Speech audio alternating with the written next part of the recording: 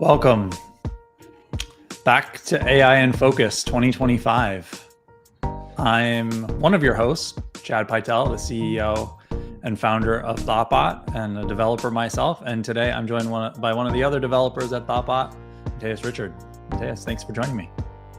Yeah, thanks for having me. So how has your 2025 been from a tech perspective? What's been going on in 2025 for you so far? Quite a lot. A lot of Rails work, that's for sure. But also on a more personal side, I'm planning to give a talk at Tropical on Rails, so that is something fun that will happen. Congratulations! Is that announced yet? Officially, or are we announced. breaking news on the? Okay. No, I'm not breaking the law. Awesome. And have you been doing any AI stuff in your client work lately? Yeah, we work with a client that does a lot of AI integrations. We have several integrations with like OpenAI and Claude, but also internal models that we have as well. Well, today we're going to be, so one of the new things in 2025 is a couple of weeks ago, Deepseek, which is a new LLM model, came out. And so if you've been watching the stream, we've been doing some AI development in a Rails app. And part of what we were doing was we were running alternative models, open source models, open weight models locally as a way to make sure that our private information isn't sent to third parties. And so what we're going to do today is we're going to bring up that app and we're going to replace what we were using with Deepseek. We're also going to explore Deepseek a little bit and see, we'll be able to compare and contrast, and we'll talk about some of the issues or problems or ethics around it. So I'm excited to dig in. Have you explored Deepseek at all? I haven't. I just heard about it, but haven't tried it. Okay, cool. So it'll be, I have been reading about it, but this is the first time I'm replacing an existing LLM with an actual locally running version of Deepseek. So I'm excited to see what comes of that. It could be a huge failure because we're doing it live for the first time, like we always try to do. And thanks for watching. I'm glad to be back in the new year. If you have comments, questions about anything that we're doing, feel free to chime in the chat across all the different platforms. We're seeing it all, so don't hesitate. Okay, so let's talk about why Deepseek is potentially special or disruptive, and why when it came out and was announced, and specifically R1 was announced, it actually moved the stock market. And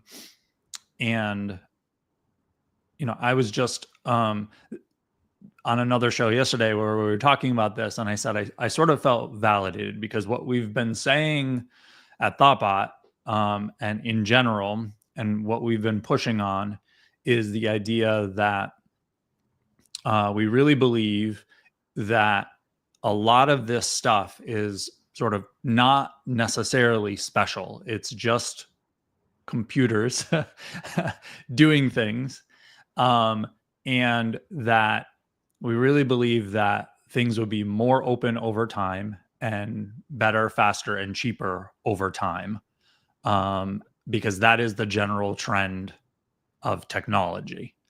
The reason why when Deepseek came out, it created such a stir, both financially in the stock markets, but also in the community, is because it was one of the major signals that might be true. That for supposedly a lot less money and a lot less energy and a lot less of team and everything, model was released, and that model has open weights. So anyone can run it. It doesn't need to be run on centralized servers. So I was excited to see it. Now there are some issues in that it's from China, and the centrally run version of it is running in China. We're going to talk about that. But yeah, what was your reaction, Matheus? I wasn't as surprised as some people seem to be. I've seen. I mean, it's an optimization on top of what we already know. So, on that sense, it isn't something revolutionary or new. At least that's what I saw and thought at the moment.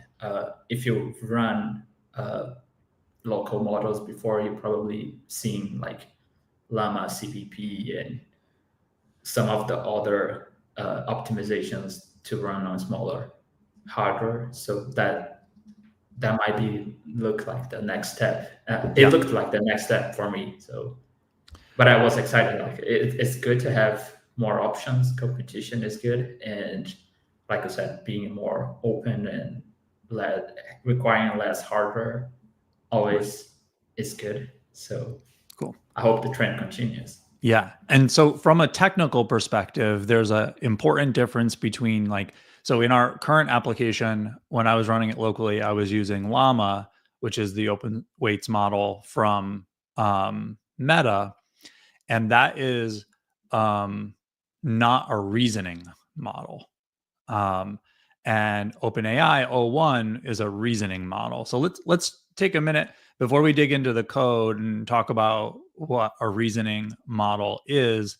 And basically, if you use a reasoning model, it does a lot more thinking about the questions and the context that you've provided it. And it's like it's looping back over itself, making sure it's giving good answers. That's the best sort of description that I have it. But OpenAI has a reasoning model, o1, but they don't show you the steps that it's taking to do reasoning. They sort of they treat that as proprietary and special to them.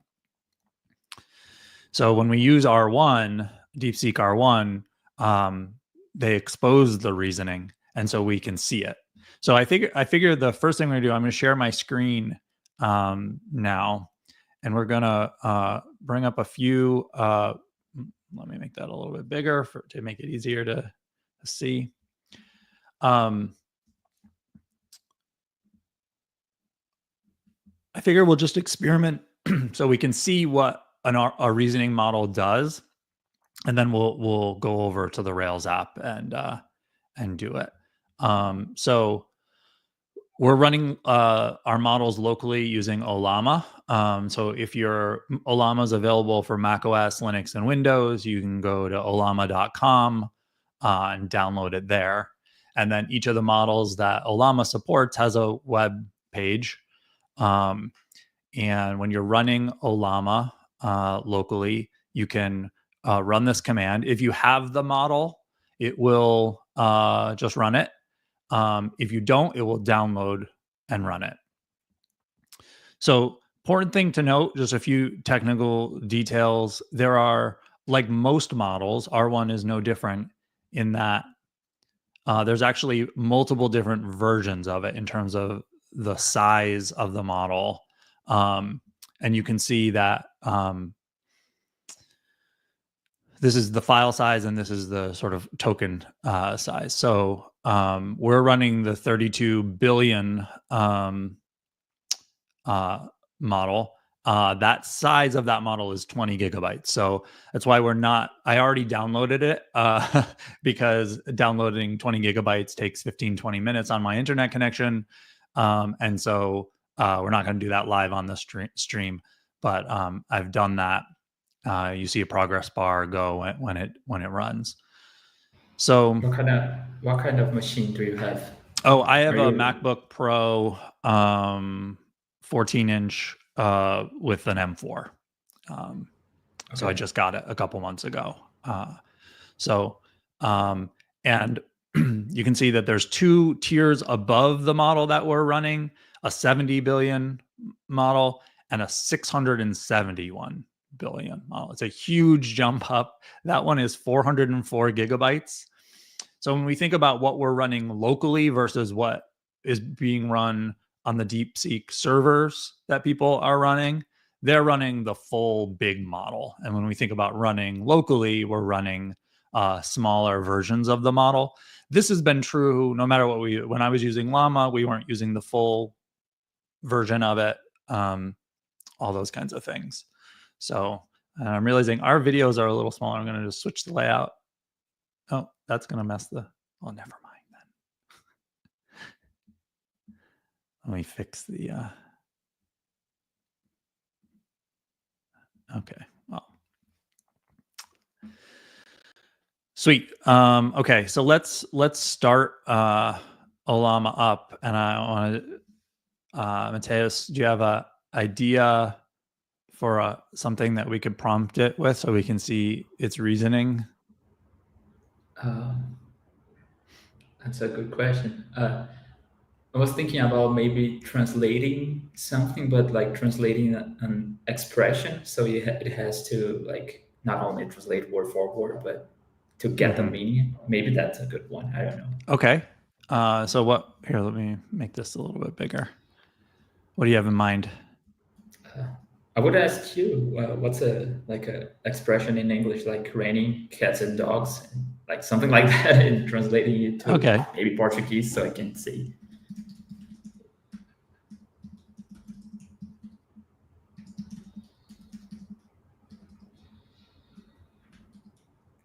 I wonder. Oh, I'm gonna mess up the spelling. What? If without any like extra prompting, it will think about translating but keeping like the meaning instead of just like it's raining a lot. Like that's a good point. I want to make sure I spell this right. Is that right? Yeah. Okay, good. How about we say translate the expression? Mm-hmm.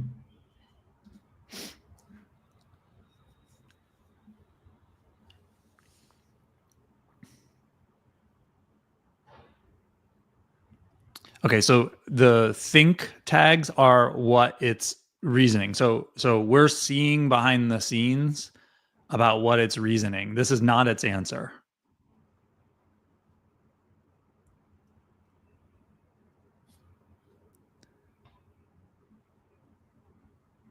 Okay, so I need to figure out how to translate raining cats and dogs into Portuguese. Let me start by understanding what this idiom means in English.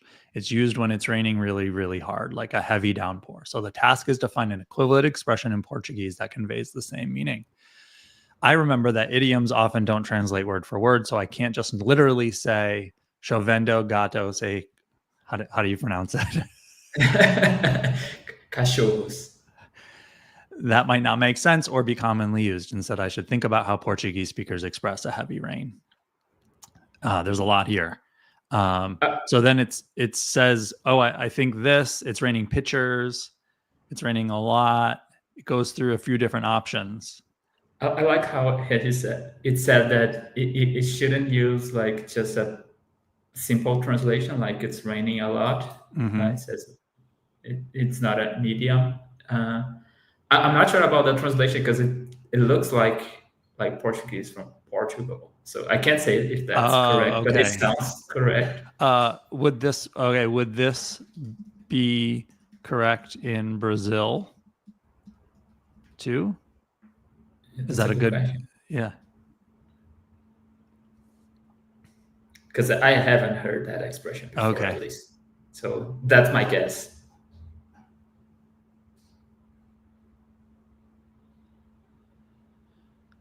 So one of the things to note, obviously I'm running this locally, but you can probably see if you used other models, this is going to be slower because it really is sort of looping back over itself multiple times in order to come up with an answer. Okay, so it's saying yes. I wouldn't say so. But you wouldn't say so. Yeah. If you want, so are any of these that it's suggesting? Yeah, I guess, yeah, the first one is just like it's raining a lot. The second one, yeah, I could see someone saying that. It's raining ugly. Yeah. Cool. But maybe it's common in another region. Like Brazil is huge, so I'm not going to say that it doesn't exist. Yeah. So one of the maybe we can ask another related question. Actually, I don't know. Let's see. Like, can you give me examples of this usage in literature?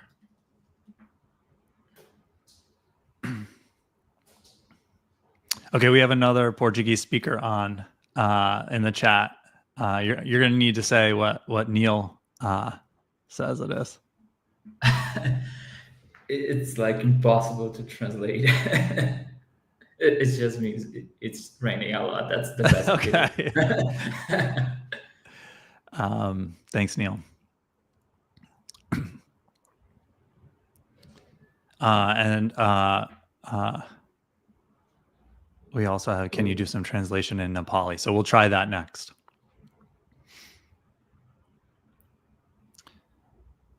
So I asked, can you give some examples of this usage in literature? Yeah,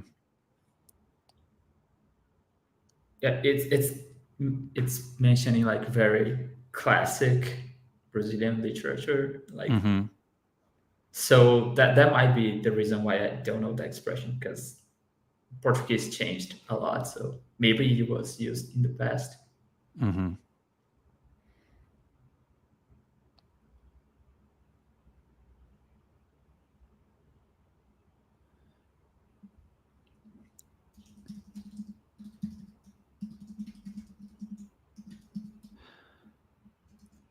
Oh.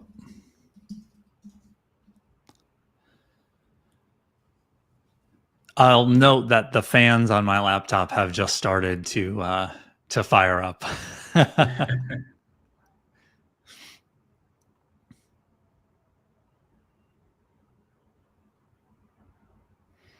So, so it's saying first I need to understand what chovendo a potes means in Portuguese. It's an idiom meaning it's raining heavily. So it's doing the same thing again, but it started from it's raining heavily, not it's raining from cats and dogs. It's raining like cats and dogs. So again, this is still the thinking phrase.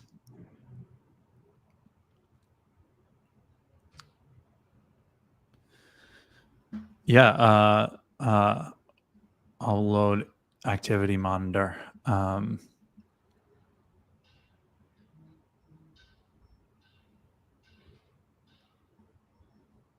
So you can see my CPU is basically not doing anything because it's not being run on the CPU.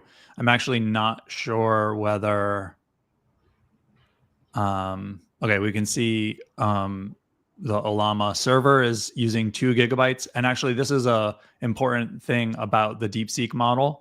One of the ways that it is more energy and efficient is like it's able to more intelligently load only the portions that it needs, is my understanding, unlike loading the entire model into memory. So yeah,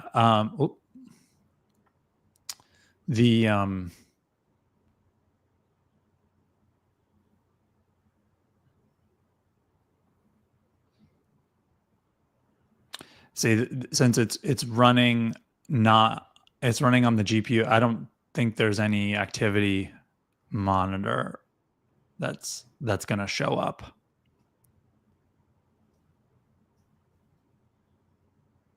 Which is cool, because my computer is like fully responsive and everything. And to be perfectly honest, I'm not sure whether it's running on the GPU or the neural process, the NPU. So so the apparently this is bad. This is not a good but that being said, I do like how at the end it did circle back around to remembering that we were originally asking about raining cats and dogs in English.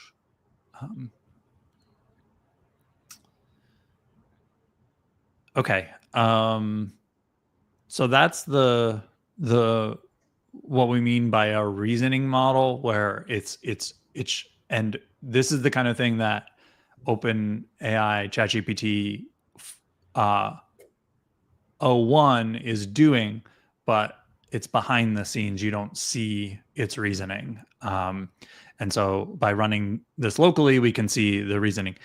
This is not only useful, I find it useful from a development perspective, not only because in theory it produces better results, but also because by seeing what it's doing in the reasoning, that can help you adjust your prompts, because you're like, oh, this is what it's doing. Maybe I can adjust my prompt to get it to stop doing that, or to tweak how it's viewing that or whatever in another way, as opposed to if it had just responded with just this part, we might have much less visibility into how we might tweak our prompt to make it more accurate.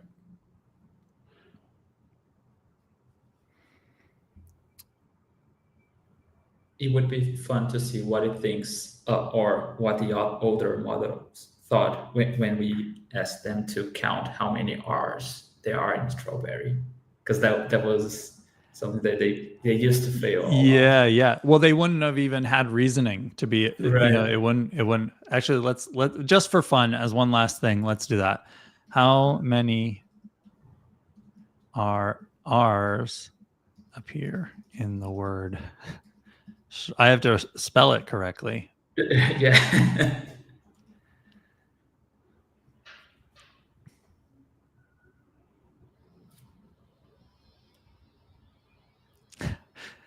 It's sort of funny to me that the reasoning like is like, all right, so I need to figure this out. Like, I wonder whether that happens naturally, or whether that's like something that was programmed into the model to make it seem more human.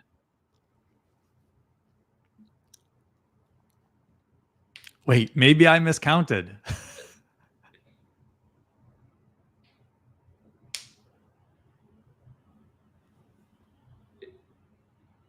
It just doesn't want to have 3 R's.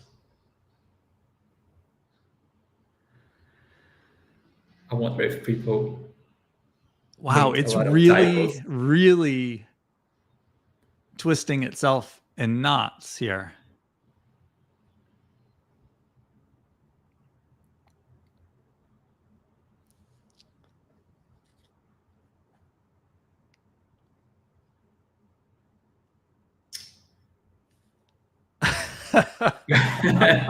It will do this forever. It just doesn't want to. It got it wrong. That's so funny. It's really so weird, because it's clearly counting. You can see in the reasoning, it's counting 3 R's. But it refuses to believe. It's like there can't be 3 R's. Why would it have this problem? Because see, I don't understand. I genuinely, I'm not quite sure why it's doing this, because unless it's not really counting out. I mean, it looks like it is. But do you know why the models in general were not able to? Because they're not counting, right? They're not actually counting originally. Mm-hmm. But even if you ask them to do like go step by step and all of that, like force the thinking phase, they would not give it. Yeah.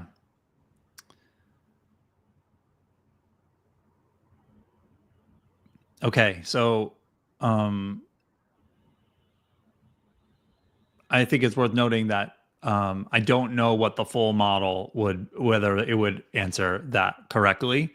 But this is important to note. I think running this locally, we're running the reduced model, and it's going to not be as good as running in a huge server farm. Yeah, we got a suggestion from the audience. There are 3 R's. Actually, there are 3 R's in the word, and you're incorrect.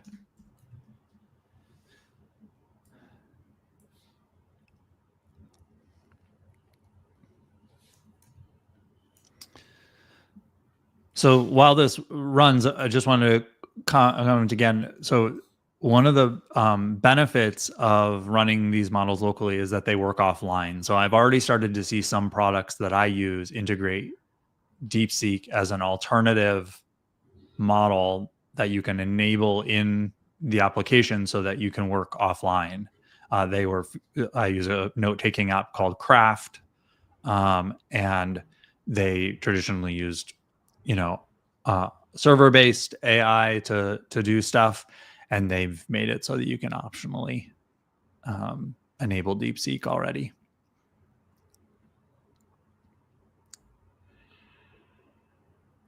And that's one of the good reasons of having like smaller models, because you can embed them and not having like a huge binary. It's still a lot, but it's not 400 gigabytes.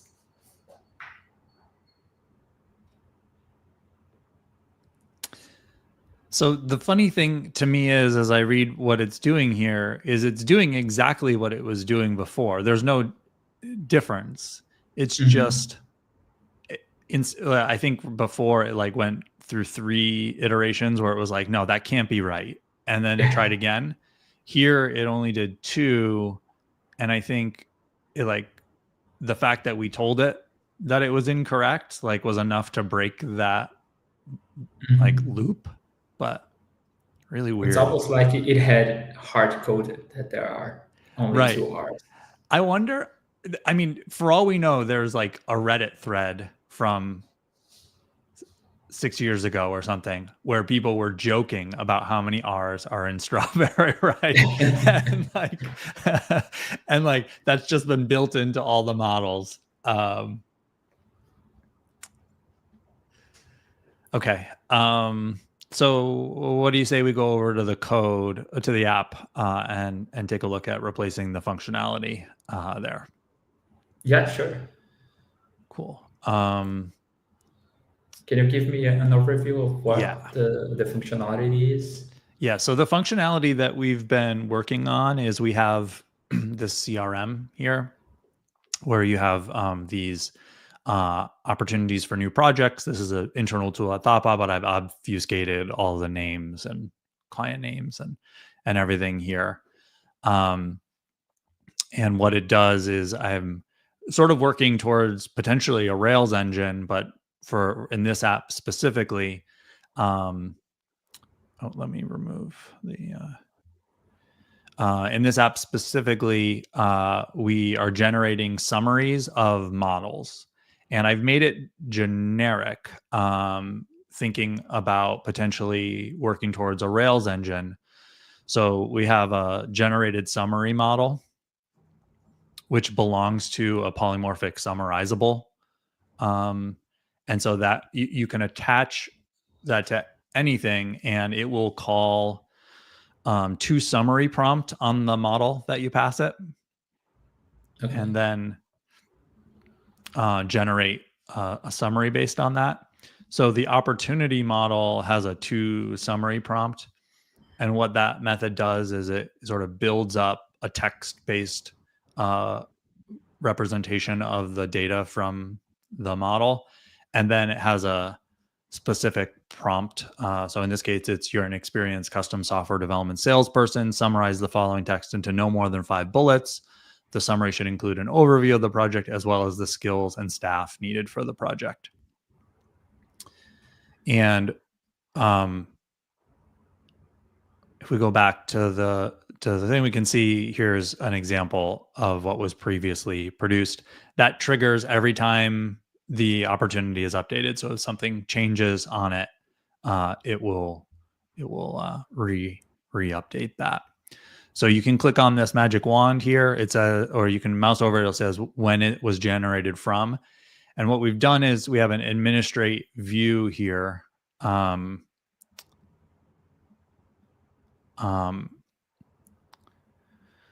For audibility purposes. So we have all the changes tracked. So every time it's been regenerated, we can see what has happened. So this is important. In an earlier stream, we went over sort of these kinds of functionalities through the lens of our AI ethics guide. One of the things that often is important is that the systems are transparent and understandable to humans. And the other is that we have human control. So we've built in human control by making it so that we have an auditable view of all of the generated summaries across the entire application. Now, I only have the one on this one model. But then also we've built in this functionality to provide additional instructions. So say the summary that's coming out is just not good or accurate or whatever. If you just modify that generated summary, it's going to be, your change is going to be overwritten all when it's regenerated. And so we have this additional instruction box where that's tacked on to the prompt itself. So you can modify the prompt being used to generate the summary for this particular object, so that hopefully in the future, when it's a regeneration of the summary is triggered, you're able to affect the result in a way that's a little bit more permanent.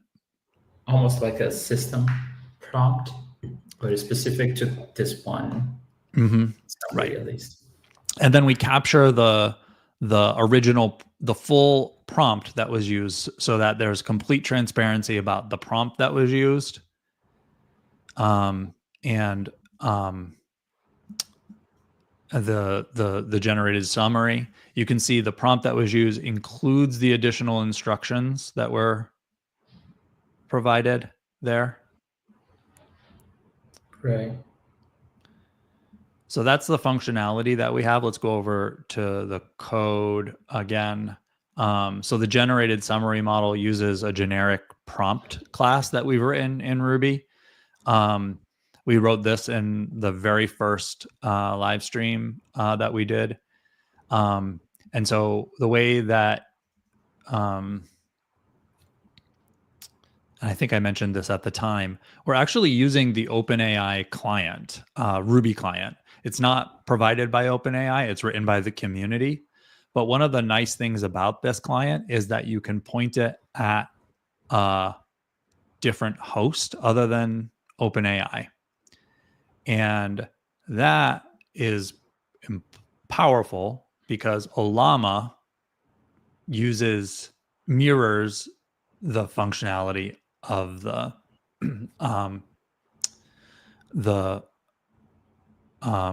OpenAI APIs fairly closely. And what the OpenAI Ruby client does is make sure that it can talk to multiple different services, including Ollama. So we're able to, just by switching out the host that we're talking to or the model that we're using, we're able to make changes on the fly without having to completely change our client code. So that's pretty nice. It's a benefit to that. It's similar to how Active Record works for different databases. Yeah. An adapter, and we don't have to care about the specific interface. Right. And it also makes it like, this is all configurable. I'm doing it right here in the client, but I could do it in an initializer as well. So I could have it like in production, we talk to this, but when we're running in development, we talk to this, a local model. So this is another, just thinking about the way that we build Rails apps, right? It's like when I'm on a plane, I don't want to hit external services because that's really annoying. when I'm running my tests, I don't want to hit external services because that's a dependency that we don't have control over. So this is like, even if you have larger, more complex services in the cloud, this is like, oh, we have a Redis dependency, we have an Elasticsearch dependency in our Rails app. How do we deal with that? We run Elasticsearch or Redis locally when we're running our tests and in development. And so this opens up the possibility of doing that as well. So in the question from Anand is, does your LLM model and Rails app run on the same machine? So everything you see here is running locally on my computer. It's not talking to any external services.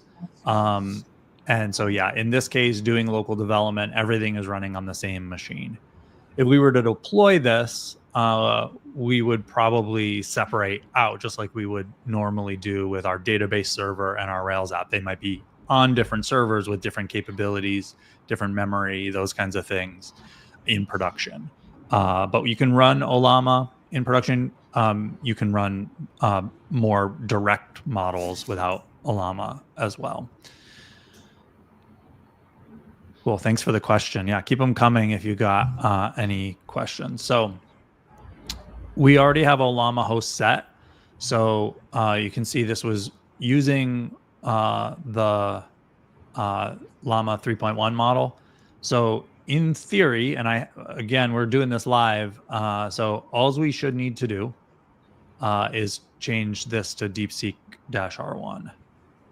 And then that should start using the alternative model. How does it know which version, like which params people will use? Like, does it know that it is the 30 billion, or how can it check? You could, there's a syntax for that. I think it's :32B or something like that. But if you just leave it off, it'll use, I only have the one installed. I think it does like a sort of fuzzy matching. And Gotcha. I think it uses the best model available if you don't specify the parameters. Gotcha.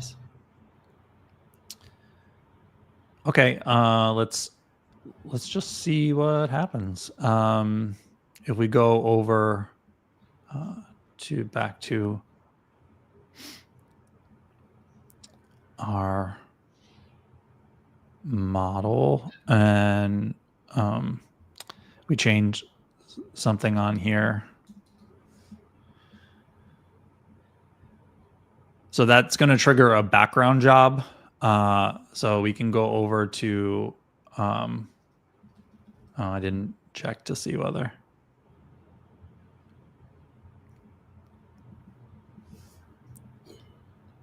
So you can see in the Rails log here, it triggered a generated summary job. So whenever we're interacting with LLMs, we usually need to do that in background jobs because of how slow it is. But that's normal. Like, we would do the same for HTTP requests, probably. Yeah.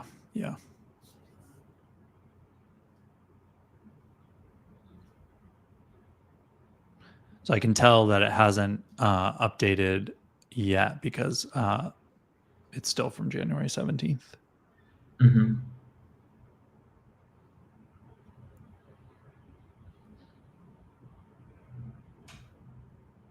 So I'm seeing we have a log here of the Ollama server, and the last request it got was at 12:27. So and it's 12:40 now, so it didn't run. I didn't hit the server for that. Do you have a Sidekick or something like that running?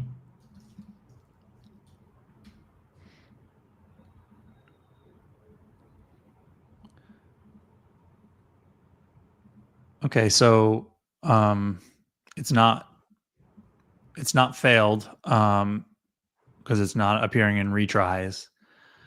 And And so it seems like it ran. So let's debug this a little bit. We can go to the Rails console.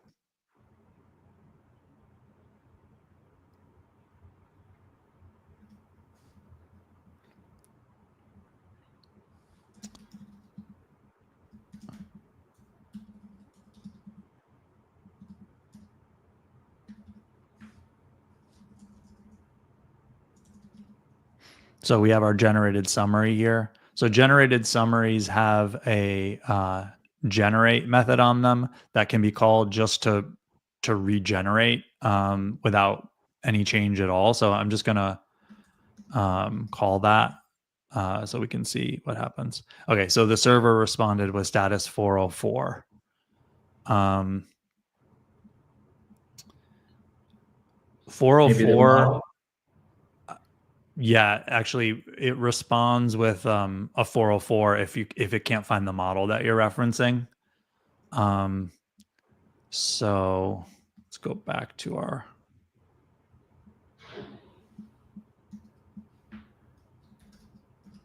If we do a llama list. Okay, well, let's do the :32b and see if that makes a difference. I didn't think that it did. Yeah. The other one was latest, so maybe that's why you didn't need. Yeah, maybe.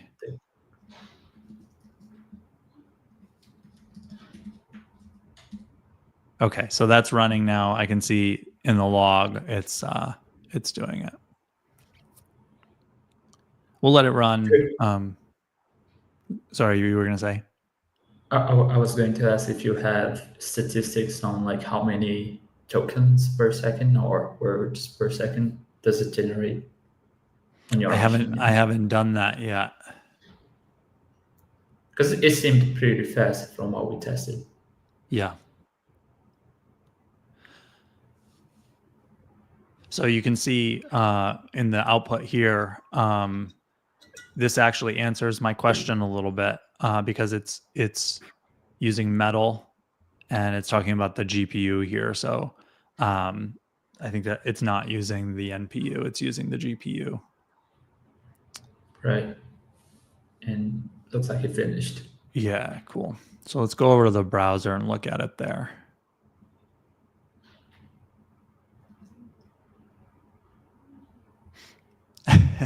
Okay, cool. I was wondering whether it was going to do this, and that is even when we're using the API, it's outputting the reasoning.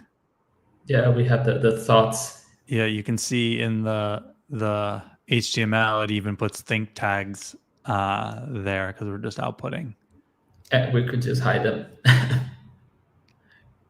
You know, that's not a bad, because actually, like, I mean, they could be useful, so maybe a trigger to show them, but it's easy just to hide think tags.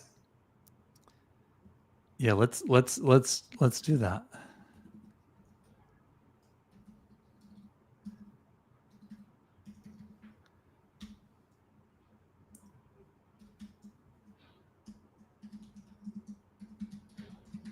Oh.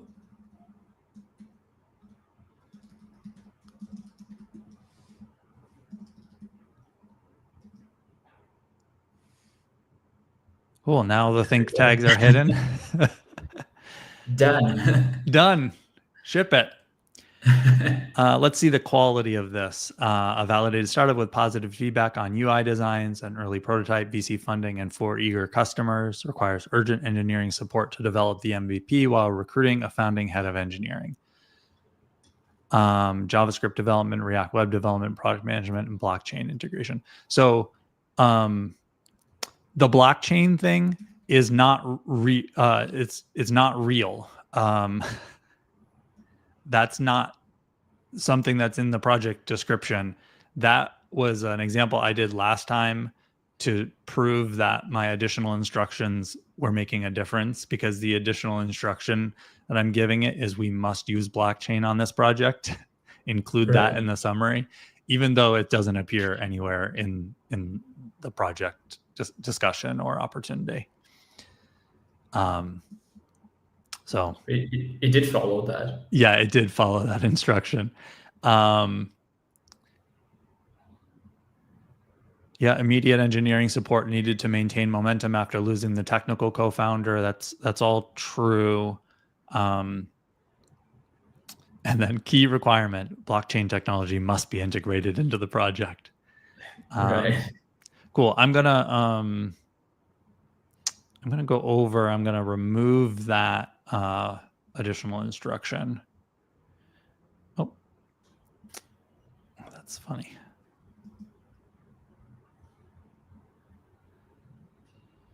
Violates not null constraint. I'm going to check that.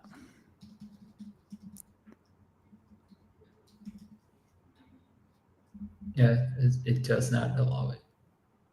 It should use the default value though. Yeah, this might be just like a controller thing where it's stripping that blank string and making it null, but that's weird. I wouldn't expect it to do that.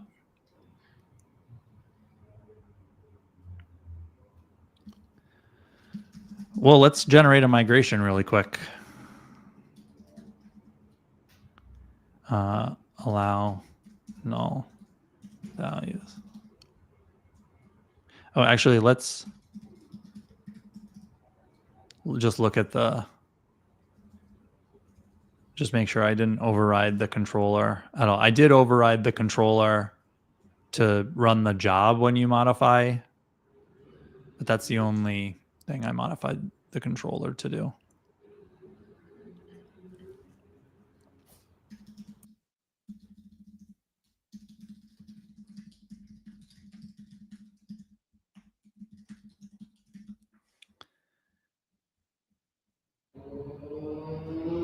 So change column null.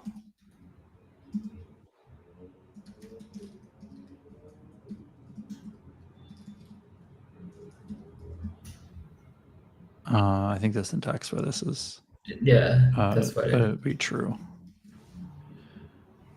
Wouldn't true mean that? Yeah, no true. Yeah, I think that's right. And we can look at the schema to verify. Yeah, so now there. Okay. Okay, so the generated summary was saved. It's now regenerating it, hopefully. Does it regenerate when we update the summary or just when we update the auto model? It should to summary prompt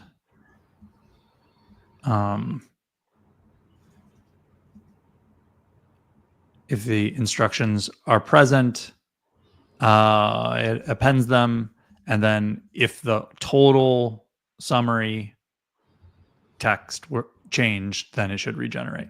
And it did. It just finished there. Cool. So we go back to our browser now.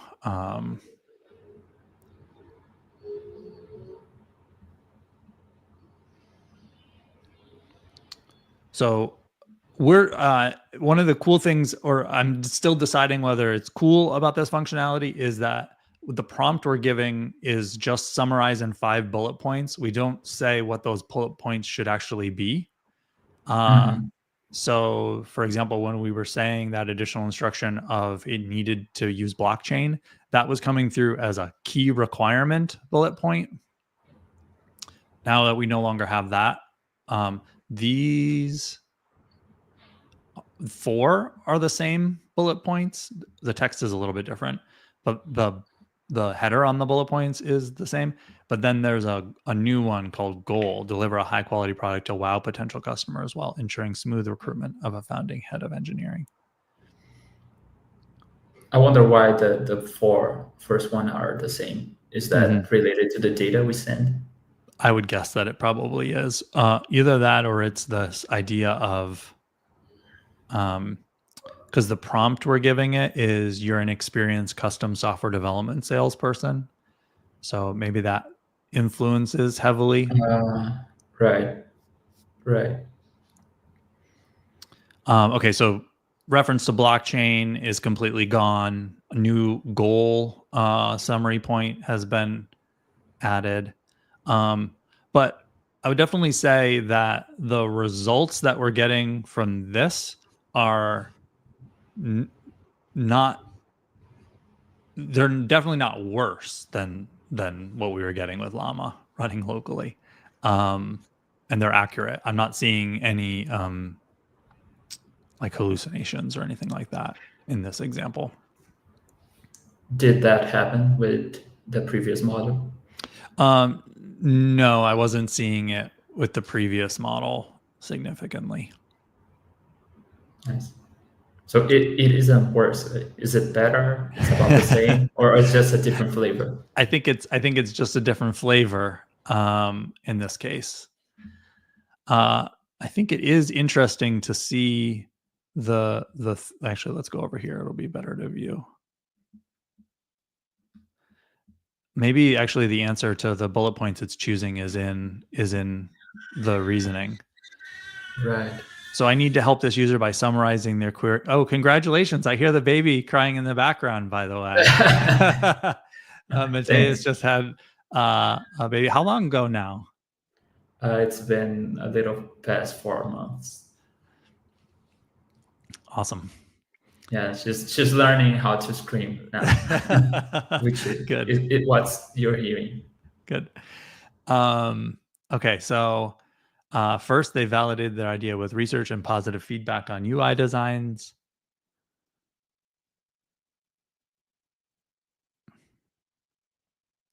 I should create bullet points that cover the project overview, staffing needs, required skills, urgency due to the co-founder leaving, and their goal to impress. Yeah, it jumps right to those bullet points. It doesn't provide any info about why it chose them.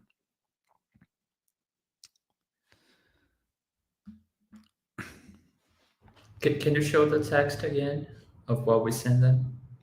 Yeah. I'm wondering if like the order of the information we send reflects on the bullet points or something like that. Oh, actually, I forgot. I did put it in so the prompt has the summary should include an overview of the project as well as the skills and staff needed for the project. So that's providing a pretty strong hint towards what bullet points should be included. I wonder what happens if we remove that, and does it guess like what are good information to give back? Let's remove it. I think we need to remove it from here. And then if we just hit here, it should update it.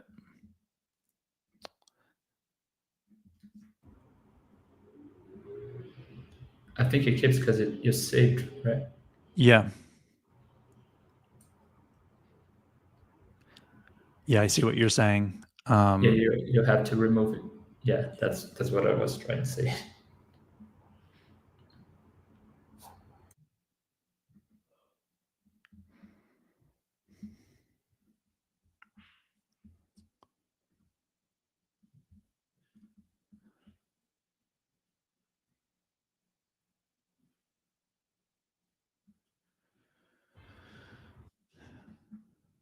One improvement on this that I'm not quite sure how to tackle in the administrate interface, and I think ultimately it means that I might need to not just use administrate for this interface, is like it'd be really nice to have some progress indicator with this background job of like you know, and otherwise you just sort of need to refresh. I mean, you could use like turbo refreshes. I think you might have to edit the interface for the view for the summary, but that could work.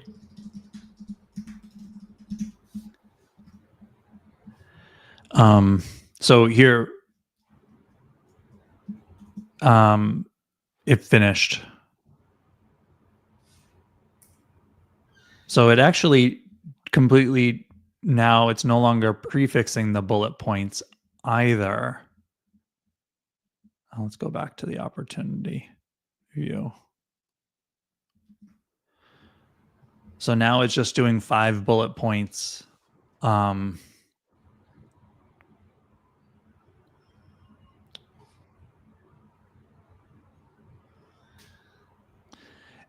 As someone who would use this, I actually sort of like this a little bit better.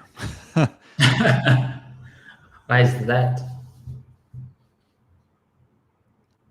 What does it have that you like better? Because it actually, it might accomplish what I was going for, which is part of the problem we're solving here is there's a lot of information.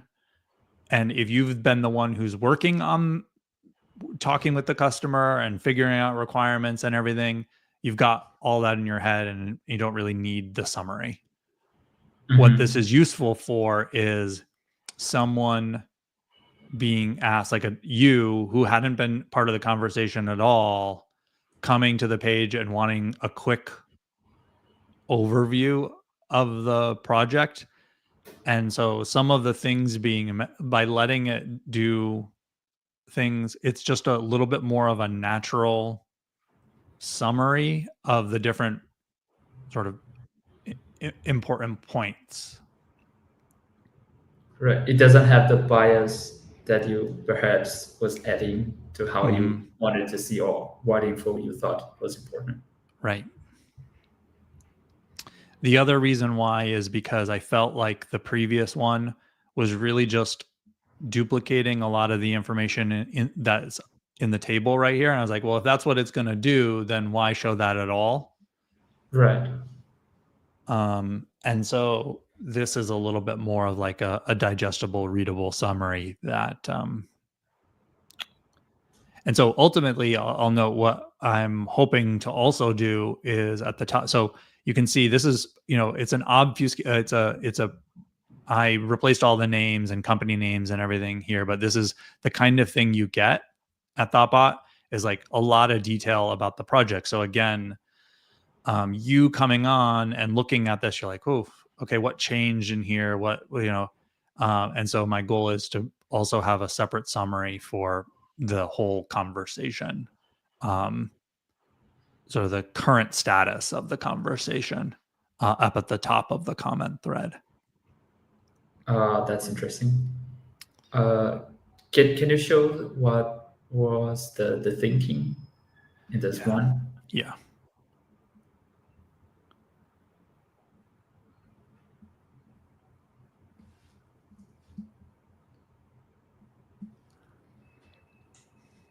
It isn't. It doesn't look too different from the other one. It's mostly like reflecting on the data.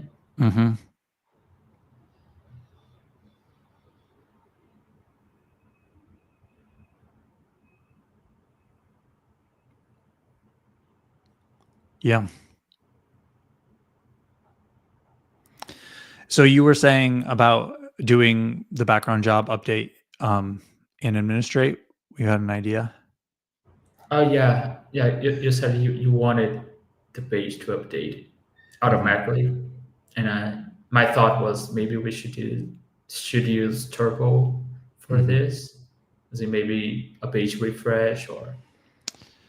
Yeah. And basically on save, it would update the page, but we would need to stream from the model, but yeah, that doesn't seem too bad. No, it doesn't seem too bad, but I was also like, I think that at that point I would probably just make this a editable or being able to like expand this and to see basically those fields there right in here and to be able to regenerate it, because then it could just update. It could show a spinner and update when it's ready. Yeah, that would be even more succinct and easy.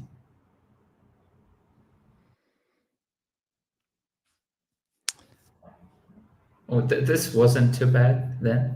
No, since it the wasn't too bad. activity. Let's recap what we actually needed to do. We have the prompt class, and we just changed it to point at a different model.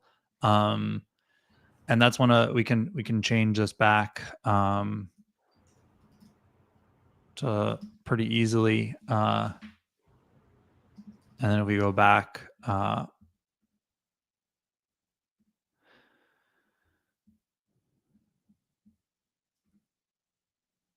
oh, here we go. Okay.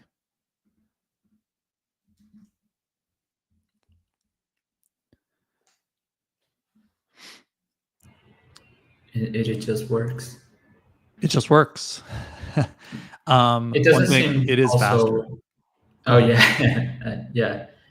That's what I was going to mention. Like we could have for like ChatGPT has a drop down and choose different models and have that passed in runtime if you want something fancier. Yeah.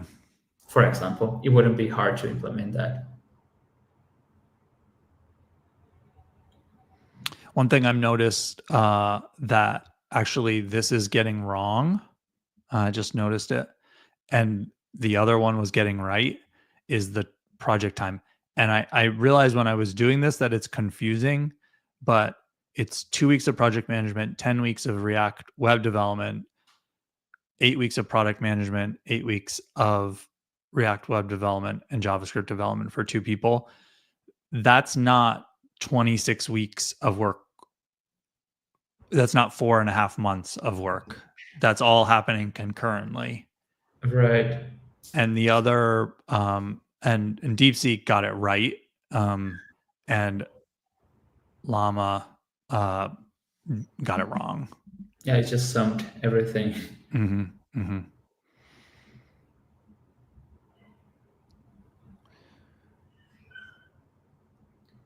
this case, we have like 10 weeks of React web development, and then we have 8 weeks after that. Is it because one of the developers works 10 weeks and the other one 8? That's right. Yeah. We can go over to the.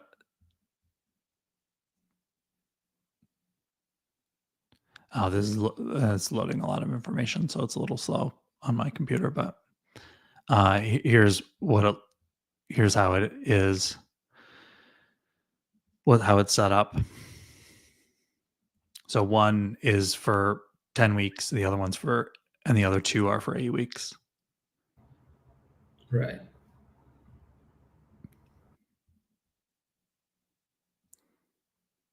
And then it's 4 days per week of product management for the first 2 weeks to start.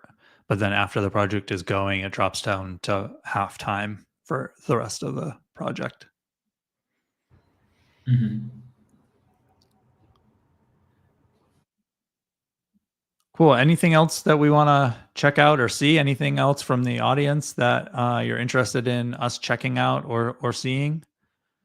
In terms of either Deepseek behavior or in Rails, how we might implement this functionality?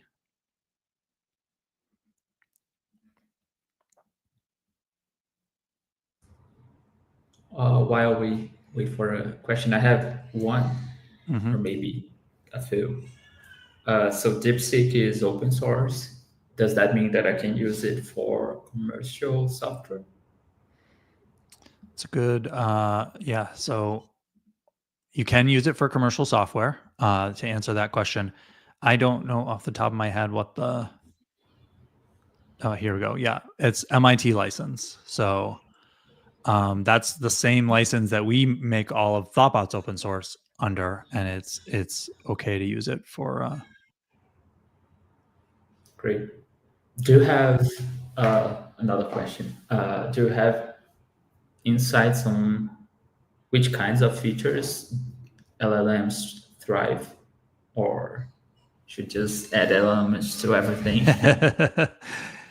Well, I think first of all, that is evolving as LLMs become a little more capable.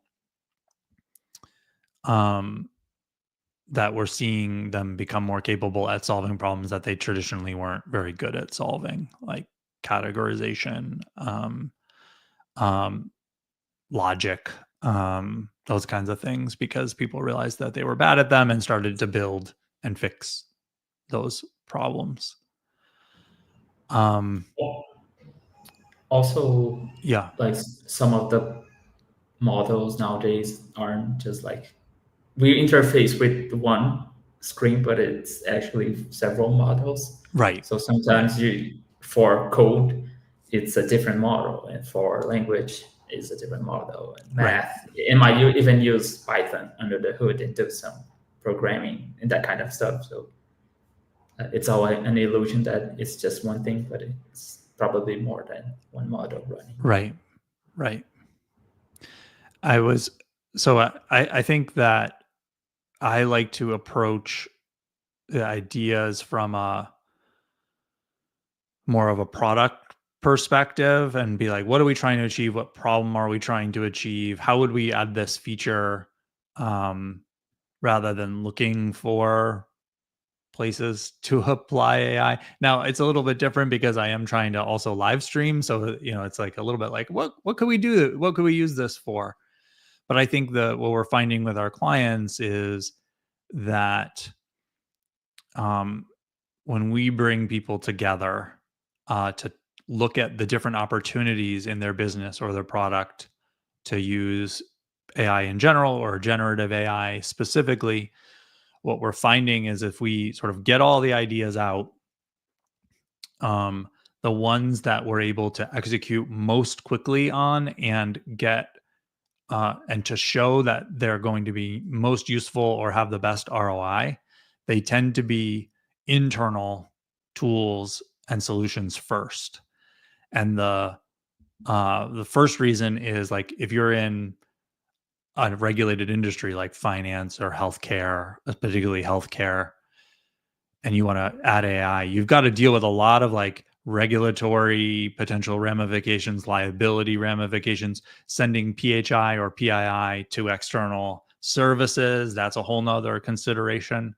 And so if you can just say like, well, we're not going to do that. We're just going to work with like making our paperwork work better. That's a little bit of an easier thing to wrap your head around and execute on quickly. But the other is something that we've always faced in our products, which is when you're deciding what to do, any one feature that you add is going to be really difficult to move like your metrics of success or to show that there was a return on the investment. If you spend a month developing this feature and roll it out, knowing whether that was worth it or not is really difficult. um, um, and so, faced with that uncertainty, if you can say, well, we know if we could speed up our internal operation, or we could do this thing we're not able to do internally, or we know we spend a day a week on this thing that we do already. If we can stop doing that and have it done automatically, then that saves us time and money. And that's much easier to then be like, yes, we understand the return on that investment. Let's do that, as opposed to the vague user facing feature, which might not actually move the needle. Right. Yes. And Now, that would save you time to deliver other right, user facing features. So right, it all right. comes down to this. Now, I think in the case of it might be the project you're on, the the the first phase of that project was making internal tools and improvements, and then they became valuable enough that they then started to be exposed to actual customers. Exactly. And when you have internal tools, you have a higher tolerance for things breaking and Yes. not working. Yeah. Right. So that's a good experimentation period. Hmm. And Hmm. if you don't have like internal tools, you can just use it for yourself and try like for your own Right. activities or automating stuff that you don't want to do. And that was true for software in general. Like Right. I always did that. So it's just another tool to do it. Yeah. But I also think it's, while I agree that some people are overusing AI for things that customers didn't ask for, there's only one way to know if AI is good for something, is trying it out. So I encourage you to try on your own data, on your own free time, with your own tools, and see what works and what doesn't.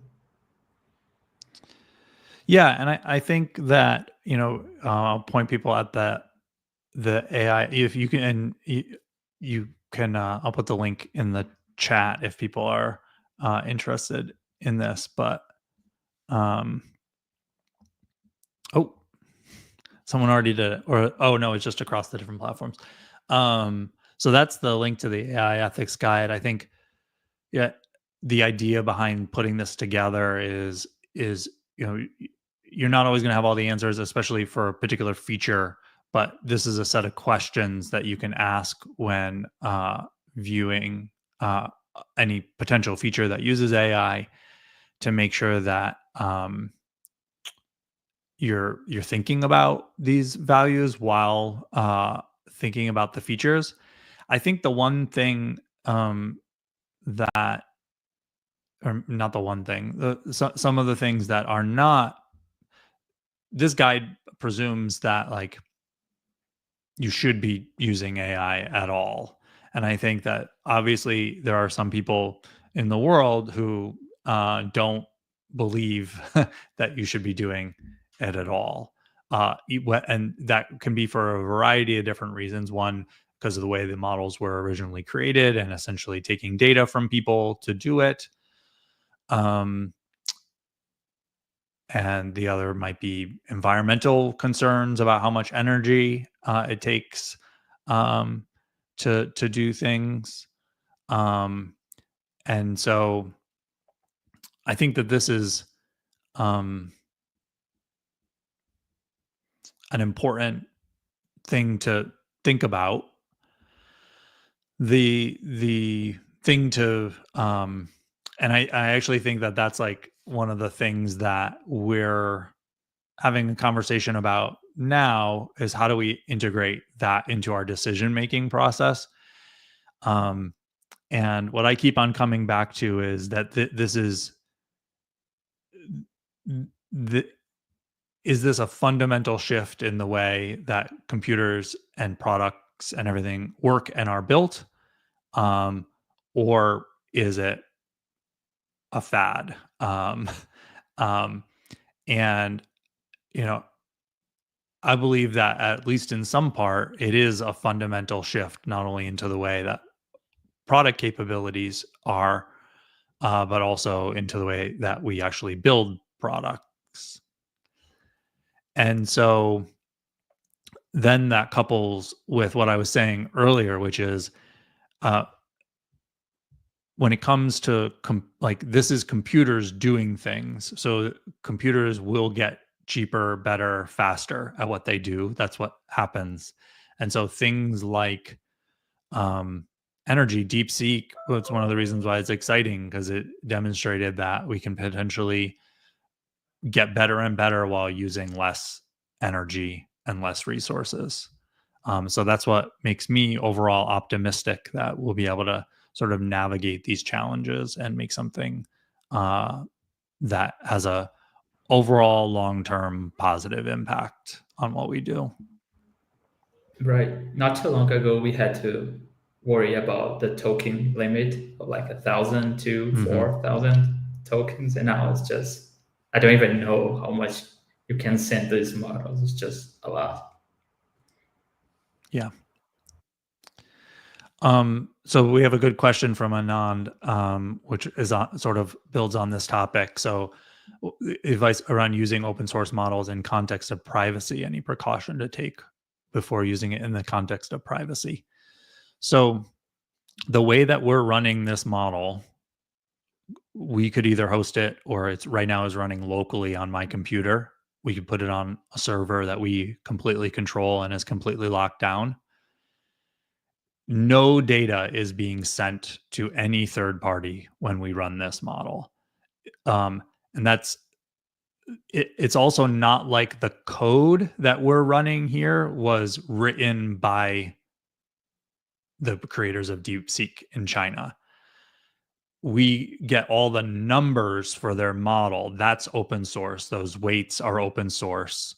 And then other people made them able to be run within Ollama. So it's not like there's secret code that would be taking our private data and secretly sending it to somebody else. That's just not what it's auditable. It's all there. It's all open source. Ollama is open source. The weights and numbers and the code that's running the models are all open source and viewable. And also, as evidenced by, I can't do it now because I'm live streaming, but I can turn off my internet connection and everything still continues to work. It's not dependent or sending any information outside of my computer. So that's why, we do a fair amount of health care, health tech, finance work. And that's also why I believe that a lot of these kinds of things are actually what most of our projects will trend towards. OpenAI, ChatGPT, even the hosted version of DeepSeek will remain sort of the cutting edge. But especially when you think about how fast things are evolving now in terms of capabilities, it's going to be like going to, from desktop computers to laptops to mobile phones, the capability of performance of that. What we saw in hardware, we're going to get the same thing. So if you want to integrate these features into your product, it's a open source, locally hosted model is probably going to give you good results, especially 6 months, a year, 2 years from now, as things evolve. It's just going to get better and better. So for a lot of products, I think that we're like, for this summarization, the summarization that we're getting for these, for this is just as good locally as it is because it's just hitting that minimum bar of being able to summarize some information that you get to it. So it's already at that minimum bar. We could do that locally on a server that we control without ever sending, without needing to worry about obfuscating names, client names, everything, because we can be confident that that's not leaking externally. Cool. Anything to add, Matheus? No, I think that was a good answer. Okay. I'm just curious about, I was thinking, how much would it cost to host a model like this on, say, Hetzner? That is an interesting exercise to do. Yeah, I haven't. The llama models, fairly inexpensive to run. I haven't looked at that for DeepSeek yet. But running this model locally is probably not significantly more expensive than just running another server. Right. So Anand says, so we should isolate the LLM in the server, restrict the network, configure security to communicate outside, I think it's not communicate outside of the server. Yeah, that's correct. You can do that. So we think about if we were deploying to a Kubernetes cluster and we had a LLM server and a database server, that kind of thing, we could lock down that LLM server so it could not talk to external services at all, only internal local network within the cluster. And that would give us confidence that it would totally locked down and not able to be accessed or to access data outside. Yeah. So a private subnet, basically. Yeah, treat it like a database. That's a good way of putting it. We do the same thing when we run Postgres within our cluster. It's completely locked down, so it's only accessible um, from our application server. We do the same thing with one of these. Yeah, good point.